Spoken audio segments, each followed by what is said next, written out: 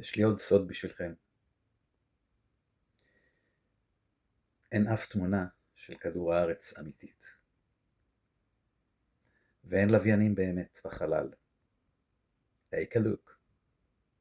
And look at the city and everything.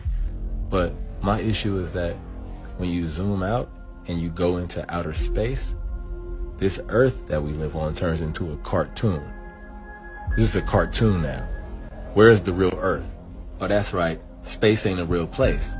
That's why this camera doesn't go into outer space. In fact, I'm going to show you right now where these images come from. It's not that they wouldn't use the magical floating satellites if they could. It's that they don't physically exist, nor does the globe. They have been sending these up one at a time since it all began. I will allow them to explain it. It's also the genesis for NASA's newly developed super pressure balloon. The reason for super pressure ballooning is they have absolutely stable altitude day night, and it doesn't matter how cold the atmosphere is. They are sealed. So your shape is always the same, you always displace the same amount of air, and therefore you have the same amount of buoyancy all the time. NASA's been using balloons for science research for over 30 years. The exploration that can be done on balloons is continuing to grow. The standard balloon that I fly is about 660 feet long when it's made. So let me get this straight.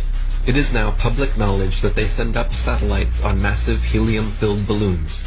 As you should know, NASA is the largest consumer of helium in the world, for obvious reasons.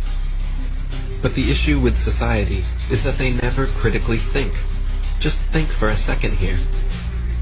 If these are sent up to provide the world with all of the important information we need, and I'm sure the entire process is expensive and difficult to accomplish, then please explain to me what in the flat world do these pathetic animations do for you?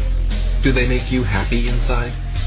Are they so super duper cool that you cannot see past the obvious CGI?